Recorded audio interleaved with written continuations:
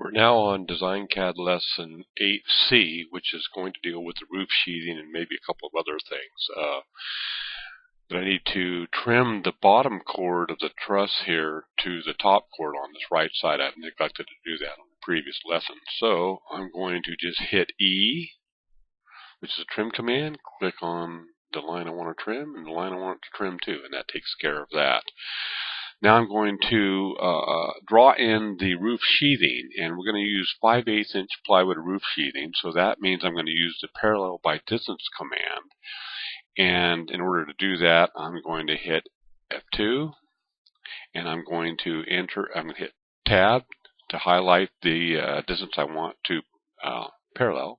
I'm going to enter in 0.6, if I can hit it, 0.625 inches, which is 5/8 of an inch. And now I'm just going to click on the top of the top cord of one side of the truss. And down here in the lower left-hand corner, you can see the actual instruction to do the parallel by distance command. So I'm going to click the first point will be a line to be paralleled, and then I'm just going to pull up and it'll draw a parallel line to the outside or the upper portion of that truss. And I'm just going to click again, and there's that line. I'm going to do the same thing on the other side, so I'm going to hit F2 again. It still has the actual distance. Now it's feet decimal, but it's still the 5/8 of an inch, 0.625 inches. So I'm going to click on the top of the top cord, pull up, and you can see that the rubber band green line is indicating where the parallel line will be drawn. I'm going to left click, and there's our other side. So I'm going to zoom up on the ridge now because those are going to not quite be meeting. So I'm just going to hit Shift E and trim these two lines to each other. And so that takes care of that. I'm going to hit Control W to zoom all the way out, and then hit Zoom to zoom back to the section drawing. Now in this section I'd like to use 2x6 fascia. So I'm going to zoom up on the left side of the eave over here, and I'm going to draw a simple 2x6 section. To do that, I'm going to hit the box command, and that is the right bracket, and I'm going to hit that, and I'm just going to arbitrarily set a point by hitting the 0, or insert key, and now I'm going to use point relative, hitting the apostrophe, and I want 1.5 inches in the X, distance X, and I'm hitting Tab, and I want 5.5 inches in the distance Y. I'm going to hit Tab again, and you can see that the last point is highlighted, so it's going to be drawing the next point from the last point. Usually I use the last cursor position, so I'm going to just arrow on up and hit Enter for OK, and there's my 2x6. Not in the right place, but it's a 2x6. So what I'm going to do now is I'm going to just arbitrarily select this 2x6, and I'm going to do that just by getting close to this left side here and hit the K. And that sets a point on the 2x6, on the line of the 2x6, but it's just sort of arbitrary at this point. So I'm going to hit the M for move.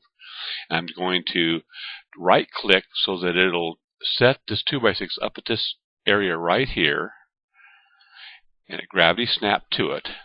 Now what I want to do is I want to set up a handle on this 2x6 because I want to bring it down so that the 2x6 is at the top of the top cord here. So I'm going to go over to Set Selection Handle, click on it, and right click at the upper right hand corner of this 2x6, and then hit my scroll button to initiate the command. Now I want to move this, align this and move this down where this handle will hit the intersection of the inside of the 2x6 and the top of the top cord of the truss. So I'm going to hit M for move, and I'm going to go over here to the intersect two lines, and I'm going to click by the inside edge of the 2x6 and also to the top of the top cord. And you can see it snaps there, and just left click and it puts it in that position. The reason I'm doing that is I want to trim this 2x6 down so that it actually has a slope cut that matches the pitch of the roof. Now I'm going to just simply right click. I'm going to zoom up a little closer, hit Z for zoom, and I'm going to right click on this left side at top of the 2x6 fascia and just bring it down and right click here. So now it's on that same roof pitch as the roof itself. I'm going to hit Control M to zoom out to my last position.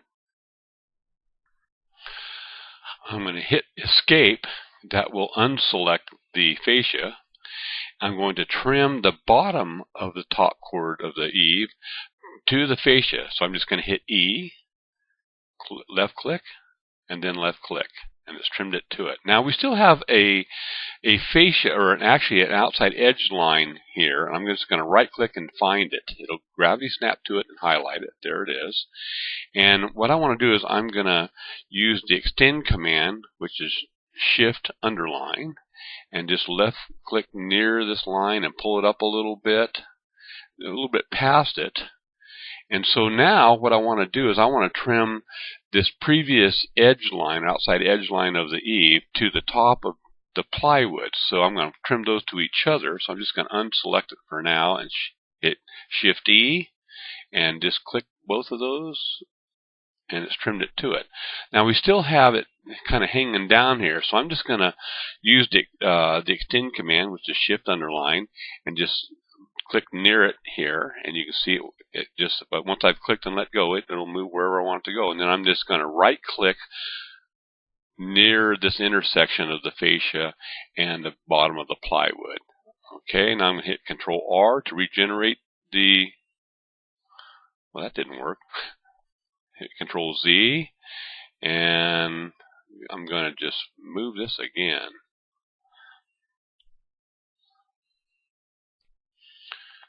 So I'm going to hit Shift underline, and this time I'm going to click the box selected entities only. I blew that one. And left click near it and move it up and right click, and now hit Control R, and it's correct. Okay, I just hit Escape to unselect.